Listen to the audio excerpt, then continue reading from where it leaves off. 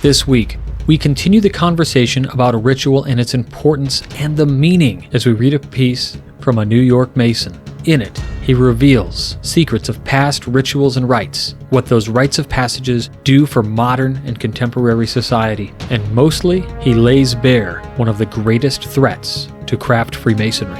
Then we'll hear from illustrious brother Stephen L. Harrison as he tells an amazing tale of Sammy, a master mason who does some incredible things, and later on, it turns personal. We'll wrap it all up with a brief discussion on the idea of balance, equilibrium. Where does the word come from? What does it mean? And as we think about the practical application of the concept, how can we utilize that thinking in making our lives better? All this and more. Stay tuned. Welcome back to Whence, a Masonic podcast featuring research papers and discussions related to Freemasonry. Here's your host, Brother Robert Johnson. Welcome back. This is episode number 508. Thank you to our contributors, our fellows, producers, and of course, our legacy partners for assisting in bringing us Masonic education week after week, month after month, year after year. If you want to know more about how you can support the WCY podcast and bring Masonic education to millions of people all over the world, maybe beyond, go ahead and head on over to WCYpodcast.com. That's Whence Came You, WCYpodcast.com. Click on Support the Show and see how you can help us out. Other ways to help us out, of course, is the shop where we've got some limited edition items, unique items truly, and some neat Masonic books that we've released. Only available here and of course through Amazon.com, but if you get it on the website here with us, you also get an autograph, so that's fun.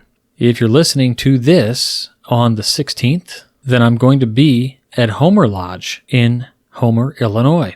I'm not presenting, but guess who is? Illustrious brother Stephen L. Harrison is going to be there, and he's going to be doing his presentation, Freemasonry Crosses the Mississippi. I'm super excited. I haven't seen this. I've read the book, so I'm excited about it. And I hope to see you there. It's going to be a really cool event. If you're listening on Sunday, maybe come down. You're going to want to message Darren. I don't know what the RSVP situation is like, but if it gets too crowded, don't expect a dinner. I can tell you that. But maybe you can come in for the presentation. So should be really cool, really interesting. Next week, I will be presenting in Atlanta. I'm flying in on the 19th, flying home on the 20th. And when I get home, then I got to go do a third degree for a lodge out here in Illinois. So that'll be fun too. Really busy, really great week, but looking forward to some quality time with my brothers here in Illinois. And of course, out in Atlanta, I'll be doing a presentation on the Ark of the Covenant and Freemasonry. So we'll cover a lot of cool history, some books, and all kinds of neat stuff. I also wanted to mention that recently somebody asked me about an Illinois Lodge of Research table of contents, like a searchable document that would tell you what page everything is on in every issue of the transactions. It doesn't exist until now. I'm creating it at the request of Brother Fisher, so thanks to him, I'm going to be doing this, and then we'll go ahead and get that up on the website. So if you're out there and you belong to the Illinois Lodge of Research, cool. Expect this little addition to the members section soon. I will say it is a pretty intense project to come and to do this, but it is going to be well worth it. What is the Illinois Lodge of Research? Well, it's a lodge of research, and guess how much? It's only $10. So head on over there, fill out an application. If you're a Master Mason, put that information in, pay your $10 via the PayPal link. That's it. Then you get to access all the member transactions and stuff. But yeah, open to Master Masons. So that's what we need to do. Make sure you're a Master Mason before you go ahead and do that. Speaking of publications, the Illinois Masonic Education Committee has come out with something we call the Lyceum. It's a magazine based on Masonic education for the Grand Lodge of Illinois. It'll be a publication there. Really exciting to be able to put some of this stuff together and share news of a Masonic nature with the Brothers of Illinois. Every Master Mason can have this, so we're going to work hard to get that to all of the constituency here in the Grand jurisdiction of Illinois. If you're a Master Mason and you're interested in getting that Lyceum, maybe there's a way we can work out something where you can download it somewhere. Maybe it'll be on the Illinois Freemasons website, which is ilmason.org. So speaking of magazines, recently I was talking with Brother Darren Lehners, and he's kind of suggested that maybe there should be a WCY magazine. Now, what would it be? I mean, prints of Masonic articles from Midnight Freemasons, unique new pieces, and all kinds of other stuff that we can kind of cobble together and put it into a neat publication. But I just don't know. I don't know. Does that get you guys excited? Would you guys go for that? Let me know what you think. Probably digital only. But I just don't know of a printer who would print it and then handle distribution and things. It's a whole new world that I'm not real sure about. But there would be a cost, probably nominal, right? But free to producers and legacy partners. But I want to ask you guys, what do you think about this idea? Would you dig a digital magazine that you can open up on your iPad, maybe through Issue or something else like Scribe? Or do you just want a print magazine? Let me know what you think. And, this isn't something that'll be around the corner. It's probably a ways down the road. But, I mean, if there's a want for it, then maybe we can do it. So let me know. I'll look for those comments and things right there in the Facebook page and on Craftsman Plus as well. So with all that, let's go ahead and get into the education this week. Now, I actually had a piece locked and loaded that I really wanted to read for you all as a follow-up to the episode we did 2 weeks ago. On August 1st, we released an episode number 506 called Masonic Repetition and Success. And it was about how the repetition of ritual makes you learn. It keeps your mind fresh. And then by doing it and saying it over and over, you actually become that thing. You kind of change the way your brain works. And so that was really fun and exciting. And there was actually a supplemental piece that I wanted to read, but I just didn't have time in that episode. And then, of course, last week we did the Masonic Muscle episode with a special guest, Cesar Rubio, which I want to thank everybody out there for your kind comments, your awesome comments, even some of you who thought that it was too much and too far. It was a aggressive episode, but in my opinion, it was kind of refreshing to be able to just talk with a brother who also sees things in the vein of success and the way I've looked at them as well, but also somebody who is established in this ideology who actually speaks very well to the topic. So if you missed last week's episode 507 Masonic Muscle, check that out. If you have not listened to the Masonic Muscle podcast, definitely check them out too. A link to them is in the show notes from episode 507. But this week, there's an article that comes off of the Suffolk Masonic District, where the sun first rises on New York Masonry, Ritual, Its Importance and Meaning, by Worshipful Brother Victor G. Papo. Here we go. Ritual takes many forms. It may consist of simple routines which an individual submits to on a daily basis, or it may be of a more complex ceremony, as in marriage, graduation from a civil or military organization, or a rite of passage from a boy to manhood. Rituals, to which I would like to speak, concern the genuine and profound mysteries of Freemasonry and its effects on the psyche or consciousness of man. Just how important is symbolic Masonic ritual to the well-being of the individual, and to the craft, indeed, to society itself? Why do we, as intelligent and rational people, submit to arcane and perhaps what some may view as outdated, obtuse actions? What significance, if any, do they hold? The issue of ritual, its meaning and importance, is relevant today perhaps more so than in the past. Our global society, ever expanding, becoming homogeneous in nature, and activity is more concerned with the acquisition of material and the temporal satiation of the five senses than the search for meaning and its own soul. I would submit that this moment in history is more important than any before, as a society once divested of its soul, its roots, becomes dangerously unsustainable and has the potential to destroy itself through ignorance or imbalance. Freemasonry, as a truly ancient institution, must be the vanguard of ritual, enabling its members, providing them with a positive sense of worth and of value. Indeed, Freemasonry properly functioning sustains its brethren and the society in which it operates. Ritual and meaning. In Western cultures, we find technological advancements and the ever-present material hunger of the consumer, cultivated and perpetuated by advertising and effective marketing, the normal pattern of our existence. As an organized society, we seem to be displaced or unconnected to our spirit, the sense of who and what we are, why we are here, and what we are supposed to be. More and more, we find young people unconnected to any particular positive, spiritual, religious, or social activity. Thus, young people feel alienated and disassociated with the rest of society. We find the rise of gangs and the violence permeated by them due perhaps to a lack of focus or direction, and this desire to be part of a group is evidence of a natural inclination to feel part of a larger whole.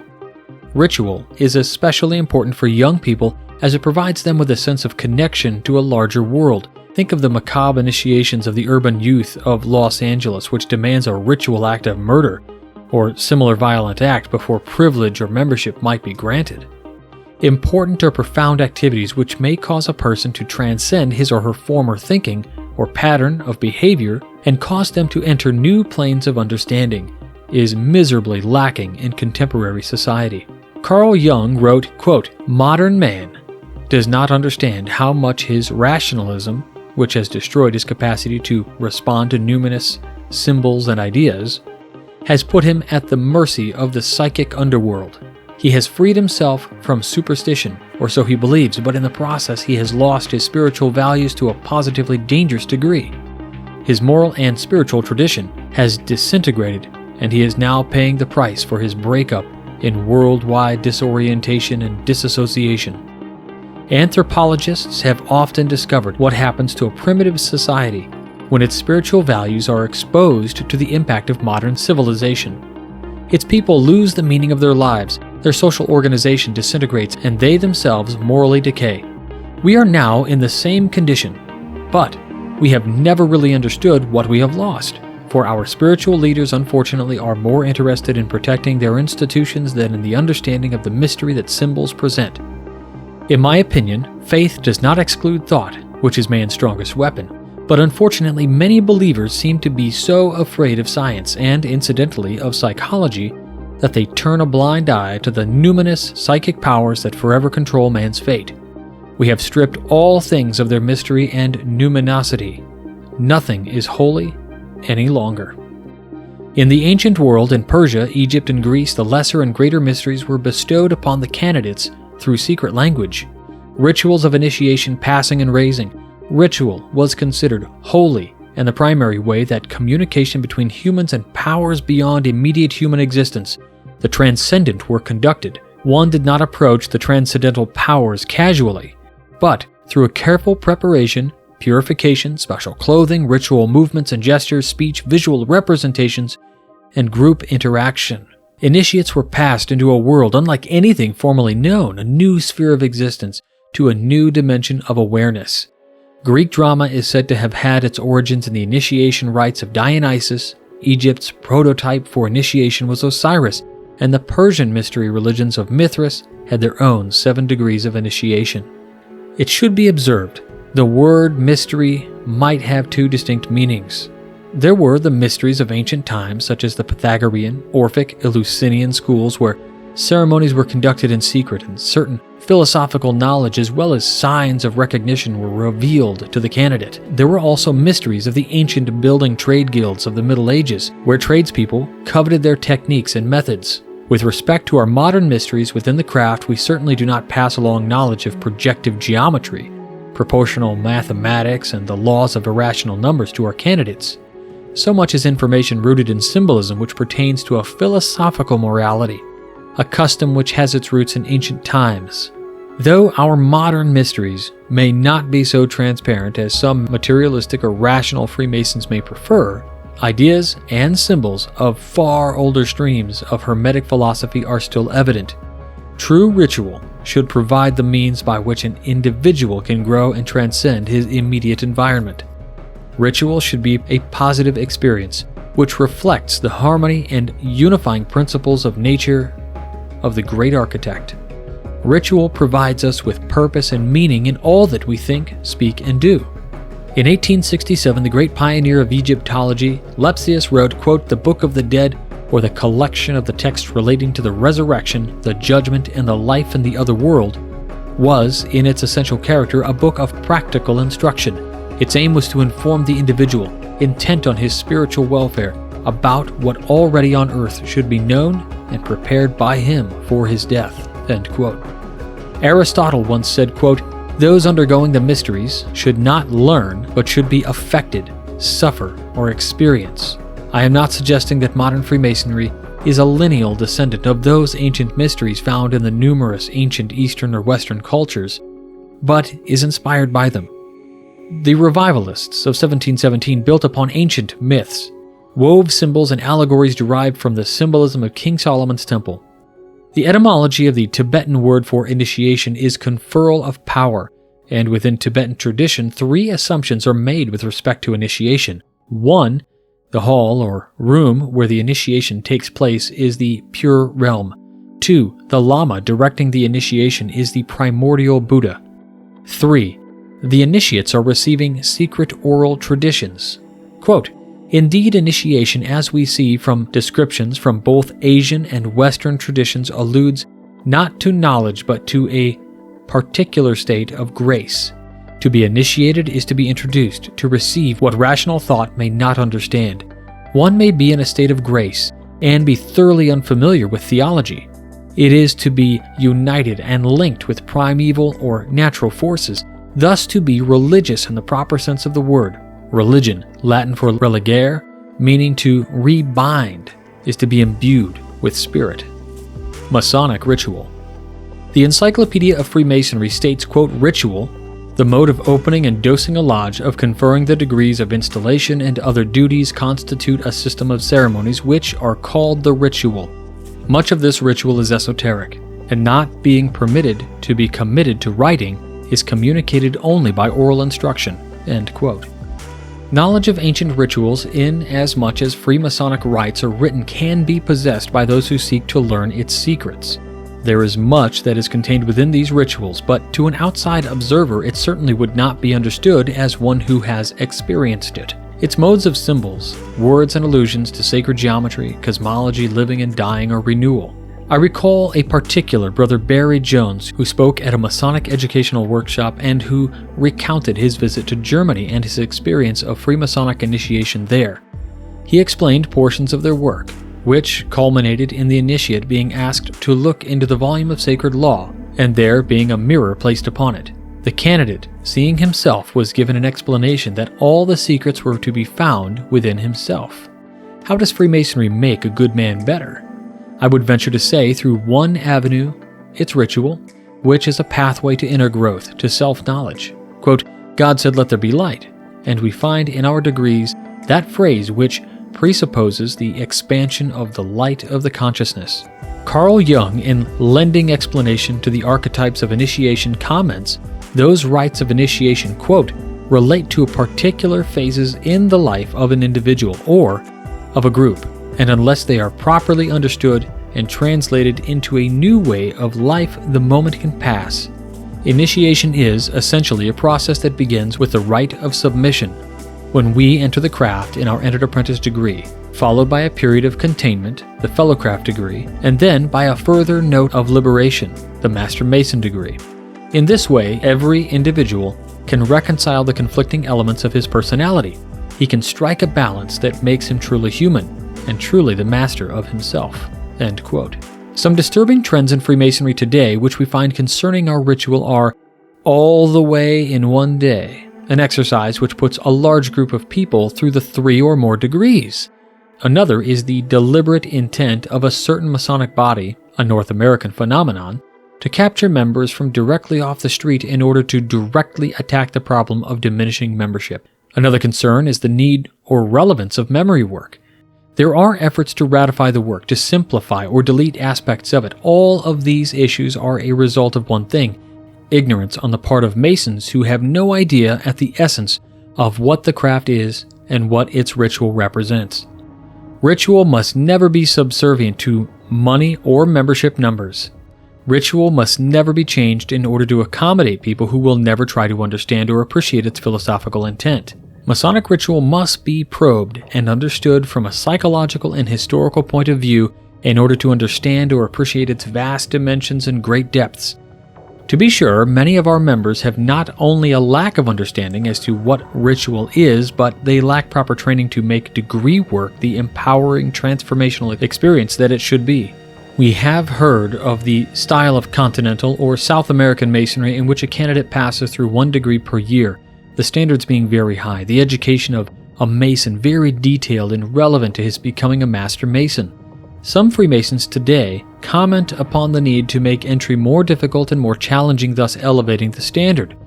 Professor David Stevenson, in his Origins of Freemasonry, writes, quote, "Craft religious order of fraternity almost invariably includes some element of ordeal, suffering, fear, ridicule, or humiliation, and themes of death and rebirth were common. The functions of the ordeal were mixed by making the transition from one to another difficult. It stressed how important the change was and increased the value of the status sought. The harder it is to gain entry to a group, the more desirable it becomes. Moreover, those who had to suffer to gain entry were more likely to be strongly committed to the group they had joined than they would otherwise have been." End quote. And further we find, quote, "The fact that all had in a group had to undergo the same type of initiation served to create a strong bond between them." End quote. It is very interesting to find the emphasis on memorization as a communication method being as important and pervasive today as it was in the remote past. Memorization as a vehicle or characteristic of ritual as one of the 7 liberal arts and sciences can be recognized as a technique being used to improve the capacity of one's memory. In ancient Greece, the application of the art of memory was found to be, quote-unquote, of particular value to orators and lawyers in memorizing long speeches, but was also seen as being of much wider application in the ages before printing and indeed before widespread availability of a medium on which to write. A capacious and well-organized memory was regarded as central to education and culture." End quote. To memorize a speech, a student created in his mind a complex building with all manner of rooms furnished with images and symbols and fixed locations. He would then move through each room in a sequential manner, in turning moving through a particularly crafted speech. Quote, "In the ancient world, the art of memory was classified as an aspect of rhetoric, but Cicero himself, an advocate of the art, classified memory as one of the 3 parts of the virtue of prudence, the others being intelligence and foresight. In the long term, this had great significance for the art of memory, for the virtues defined by Cicero, prudence, justice, fortitude, and temperance, became accepted in the Middle Ages as the 4 cardinal virtues, and having fashionable prominence in operative and or speculative masonry, thus in time, the art of memory, identified with prudence, came to be regarded as an aspect of ethics. The work of St. Augustine added further significance to memory, for he regarded it as one of the 3 parts of the soul, the others being understanding and will, and taught that through exploring the memory, men could find a memory image of God embedded in their own souls. What had begun as a utilitarian technique for improving the memory had come to be seen as being of importance in religion, not just as a valuable method of imprinting religious truths on the mind, but also as something that in itself had moral value and would lead to a knowledge of God." End quote. The man who is generally recognized as having the honor of being the creator of modern Freemasonry is William Shaw, 1550 to 1602. Appointed Master of the Works by King James VI of Scotland, Shaw, in his second Code of Statutes, suggested that, quote, "all Masons be trained in the art of memory and be regularly tested in it." End quote. The art of memory was widespread throughout Renaissance Europe, and no doubt influenced the later development of speculative Freemasonry. It is curious that echoes of this practice, though the technique itself may be forgotten, still remain, as the few members who exhibit the ability to deliver long ritual passages are recognized and coveted. Today, Freemasons do not question the ritual content of 3 degrees itself so much as the delivery method, the actual need for memorization itself. This is a modern cultural development and will no doubt continue to be debated as an issue in an age where the volume of information exponentially grows and time constraints abound. There is much in our ritual that can be found as having connection to the ancient mysteries of remote cultures and also potent psychological meaning. For example, we find the winding staircase of the 2nd degree as a symbol for the raising of one's consciousness, moving upward, whether it be an image of a staircase or a symbol such as Jacob's ladder, or symbolism relating to climbing a mountain to the pinnacle, signifies that Freemasonry is a progressive science, and our rituals and symbols serve this end. The rite of circumambulating around the altar connects modern Freemasonry with the ancient mysteries in which formal procession, which alluded to the course of the sun from east to west, was made with the right side of the body next to the altar. Circumambulation was from the west to the north, to the east, southwest, and then north again. Such ceremonies of circumambulation were common in ancient Greece, Rome, among the Druids, and the Hindus. In the ancient Mithraic mysteries, which stretched from Asia Minor through Central and Southern Europe to as far west as England, we find the symbolic pictorial representation of stars and constellations. The figures which accompany the Tauroctony, the central figure, Mithras, portrayed killing the bull, are the snake, bull, scorpion, dog, raven, lion, and a cup, which academics have recently viewed as having parallels in groups of constellations which are visible at certain times of the year. The bull is paralleled by Taurus, the scorpion by Scorpius, the dog by Canis Minor, the snake by Hydra, the raven by Corvus, the lion by Leo, and the cup by Crater. In addition, the star Spica, or Spica, the wheat ear, the brightest star in Virgo, parallels the ears of wheat, which are often shown in the Tauroctony growing out of the tip of the bull's tail. The sun, the moon, the zodiac, the planets convey images of the cosmos and played a central role in Mithraic ritual. Observe the Freemasonic ritual of today that inculcates symbolically astronomy is that divine art by which we are taught to read the wisdom, strength, and beauty of the Almighty Creator in those sacred pages, the celestial hemisphere. A principal component of Masonic ritual involves discourse upon one of the 7 liberal arts and sciences, astronomy. The lecture of the Fellowcraft degree eloquently states the need for a candidate to be cognizant of the phenomena arising from the annual revolution and the diurnal rotation of the Earth round its own axis. To be sure, the delivery of the lecture ensures the need for the adherents of Masonry to recognize the important and rudimentary astronomic concepts as in the formal ritual of ancient times. Ritual brings the candidate to the realization that he is part of a vast, intricate web of nature and its creator. As a cautionary note, the candidates who are not necessarily motivated by learning all the details of the lecture or fail to pay respectful attention to will not gain anything out of the rituals either emotionally or intellectually. The great respect and attention at ritual being a vehicle for discovery, be it concepts of cosmology, the rotations of the planets and the cycles of the cosmos, to the changing of the seasons, had tremendous significance to the initiated who acted in harmony with the universe. Indeed, the structures or the sites of sacred places the world over, be they the Neolithic structures of Stonehenge, England, or Newgrange, Ireland, the Nazca Lines of Peru, the Egyptian pyramids of Giza, or the temple at Karnak, the temple of Athena, the temple complexes of the Aztecs, the Cambodian temples of Angkor, or those of the Hindus, were all constructed with deliberation and reverence, employing practical knowledge of materials, knowledge of astronomy and geography, sacred geography, and imbued with a knowledge respecting the sacred principles of geometry, the use of the golden section, for example, that man, his actions, or his construct or his constructions, the world and the universe about him must all harmonize with the great architect and his universe, is an extremely ancient idea and finds expression through the Hermetic maxim as above so below. Ritual always has been and must continue to be the roadmap by which universal knowledge and philosophy revolutionizes man's spirit. This is ritual's importance, and this is its vital meaning. We find within the 3rd degree allusion to death and renewal.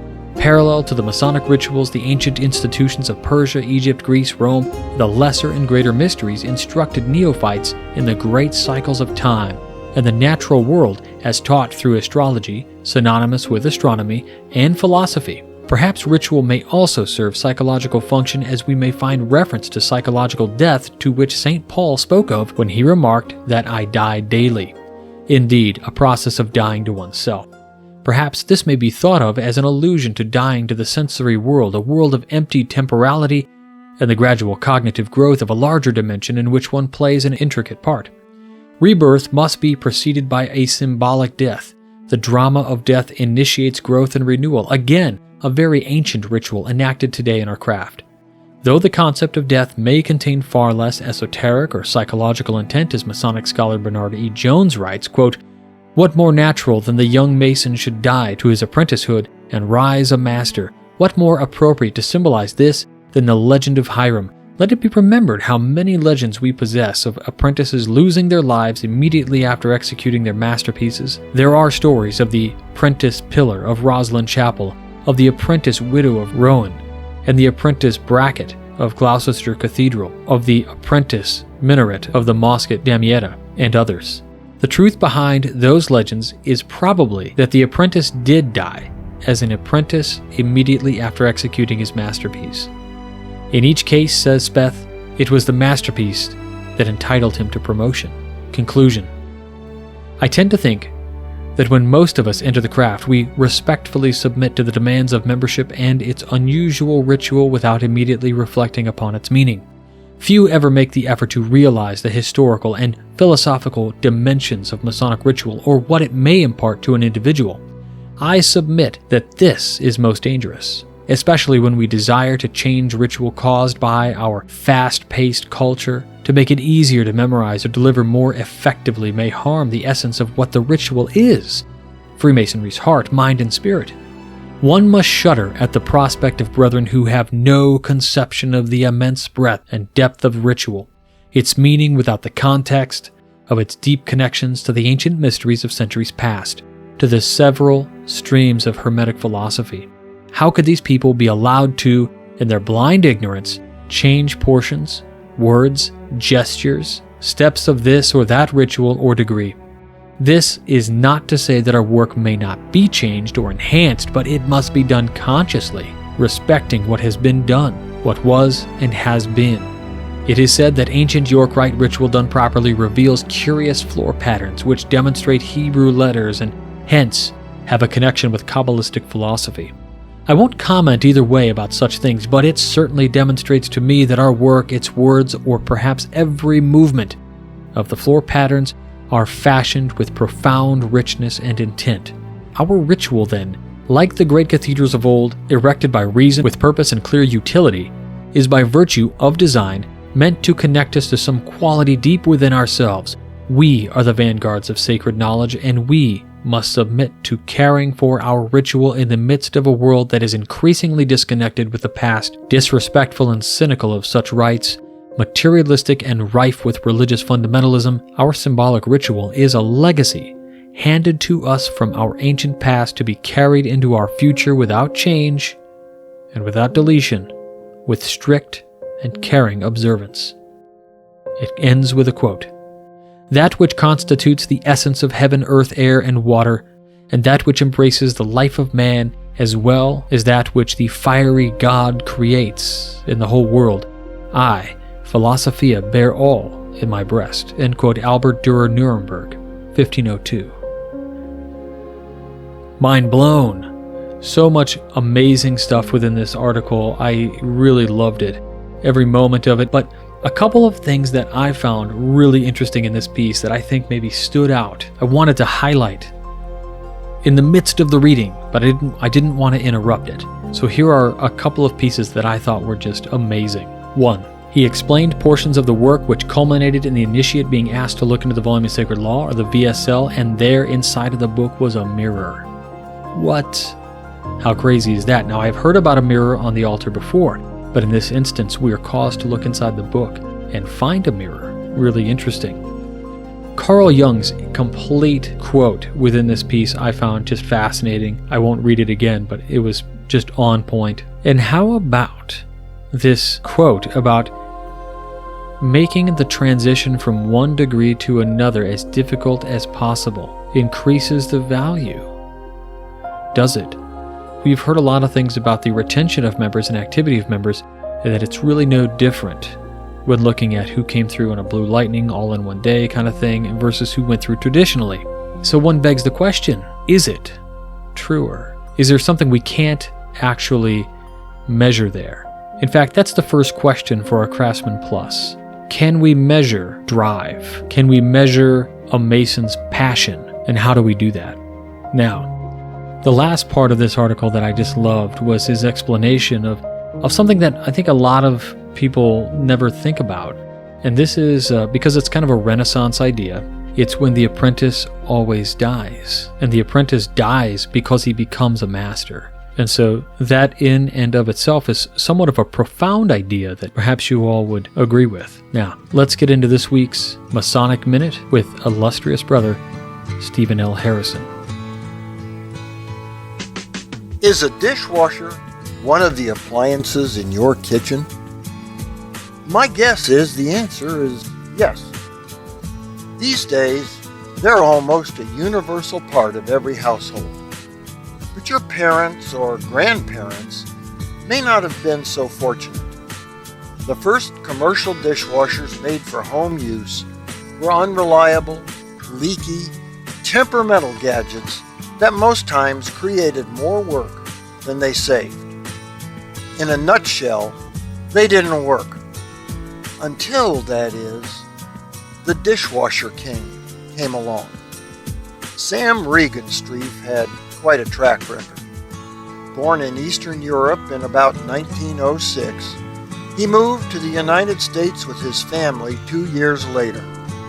He studied at Indiana University, then transferred to the Baum School of Engineering in Milwaukee, staying there until the school folded. A series of jobs led him to Rex Manufacturing in Connorsville, Indiana, where he began to make his mark. Rex, a supplier of steel refrigerator cabinets, was in serious financial trouble. Sam turned the company around and by the age of 29 was running the show. Instead of just manufacturing refrigerator cabinets, he soon had Rex making complete refrigerators and selling them to, among others, Philco. He did such a good job, Philco bought Rex and made it a subsidiary with Sam as president. A few years later, most thought Sam, by then a Philco corporate vice president, was on track to become its president. Instead, in 1958, he left the corporate giant, went back to Connorsville and started his own company called Design and Manufacturing, better known as D&M. There, he earned his Dishwasher King title, transforming the household dishwasher from a piece of near junk into the modern appliance most of us use today. That alone would be enough, but there's more to his story. Sam Regenstrief was a Freemason, a member of Warren Lodge number 15 in Connorsville. He was raised October 28, 1948. Fueled in part by the same strong humanitarian principles inculcated in the craft, Sammy first provided for his family and then became a generous philanthropist. Among his other endeavors, in 1969, he founded the Regenstrief Institute, an internationally recognized healthcare research facility. In turn, the Institute developed the Regenstrief Medical Record System, a progressive, comprehensive patient care data collection system. For this, he has had numerous medical facilities named in his honor. Even when Sam was still at Philco, Brother William Denslow listed him in his iconic work, 10,000 Famous Freemasons. Brother Sam Regenstrief passed away January 17, 1988. Looking at his accomplishments would not reveal how humble his beginnings really were. Shortly after his birth, a fire destroyed his family records. He never knew what his birthday was, and remarkably, he was never sure where he was born. His family said Romania. Sam himself once wrote he was born in Austria. Throughout his life, he proved those things really don't matter that much. The cliche is true. It's not where you start out, but where you end up. Sam valued his employees highly and maintained a good working relationship with them, including my father. You see, in 1969, he bought the company where my dad worked and served as a corporate officer. He was always warm and congenial with my dad, who called him Sammy. Me, I called him Mr. Regan Street. Now, years later, I have learned I can also call him Brother. For the Whence Came You podcast, this is Steve Harrison with the Masonic Minute. Well, all right. How about that little piece of not almost, it is personal history for Brother Steve. And I just love the story about somebody like this who just happens to be a brother who is also just so successful in life and brings so much greatness to the world around him. Now, if you want more of Stephen L. Harrison, you're listening to this on the 15th or the 16th, well, you better get to Homer Lodge, as I mentioned earlier. If you don't make that, then head on over to wcypodcast.com, click on the bookstore, and find yourself some Stephen L. Harrison books that you'll read.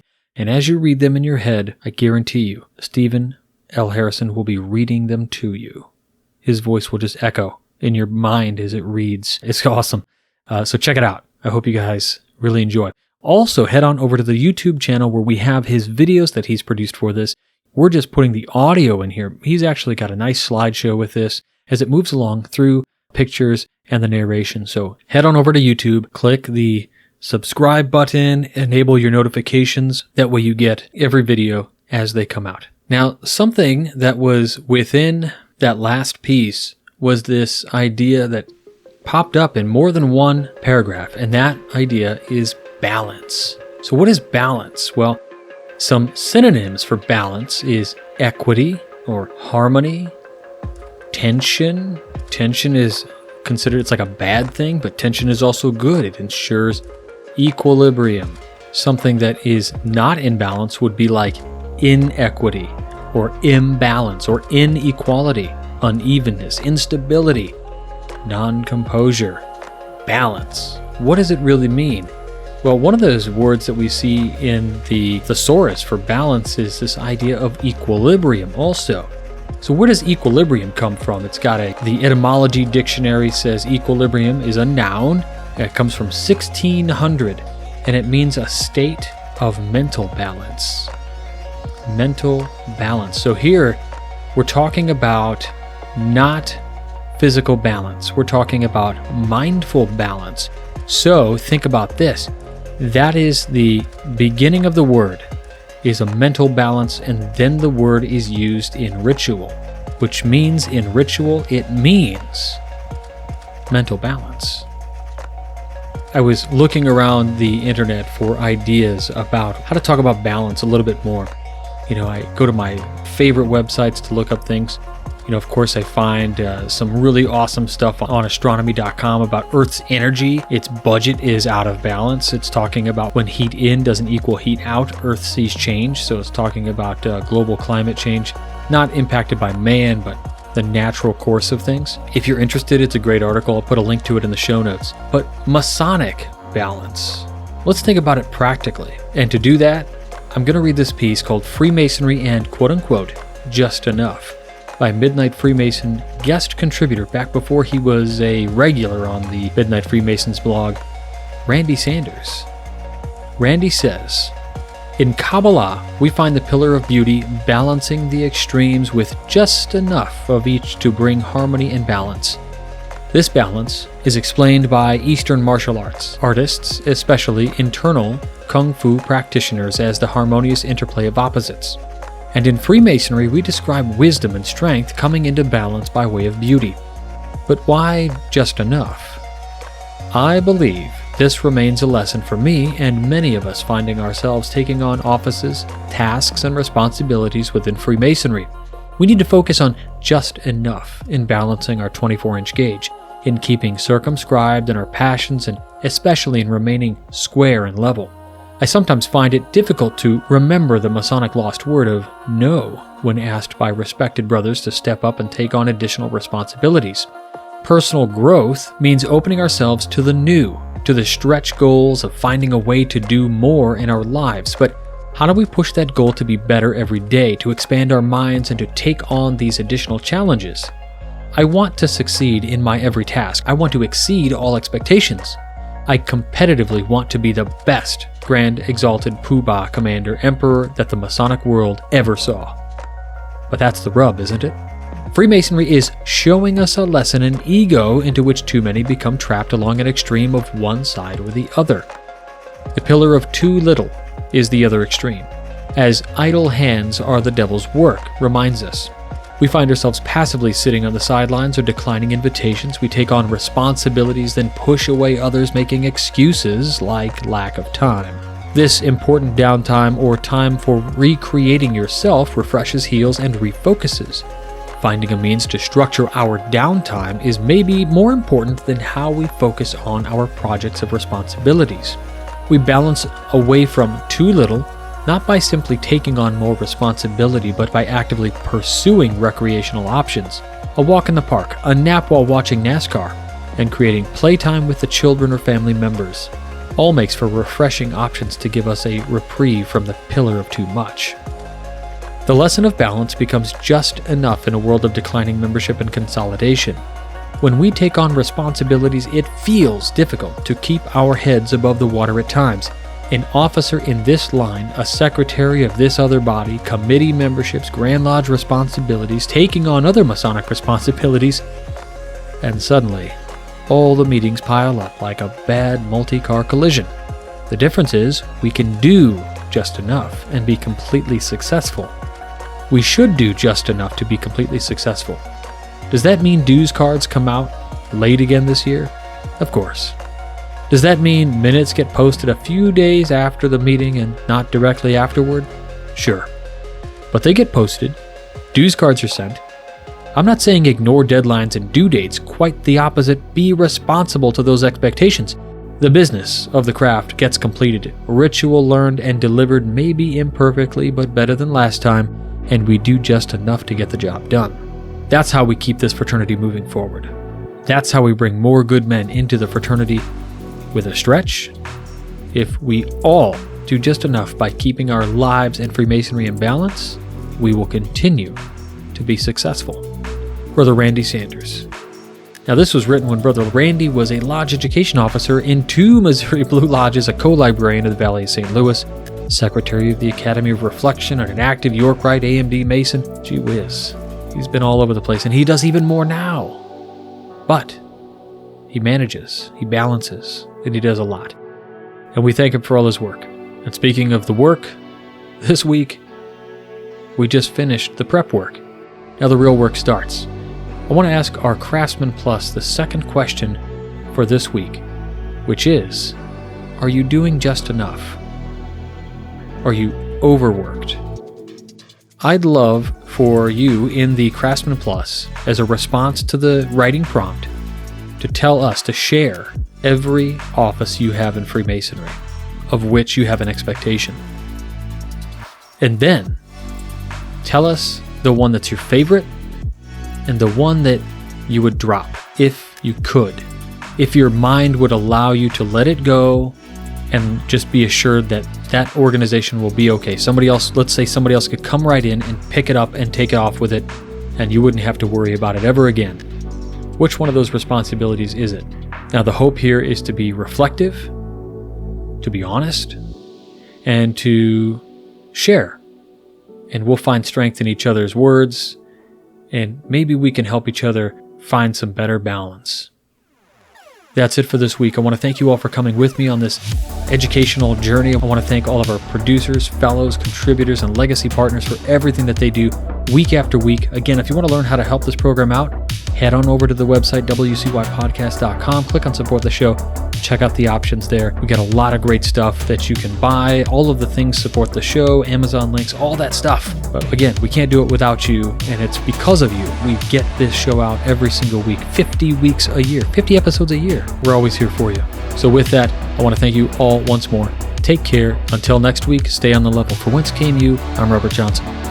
You've been listening to Whence Came You, a Masonic podcast featuring research papers and discussions related to Freemasonry with your host, Brother Robert Johnson. Be sure to join us for our next edition.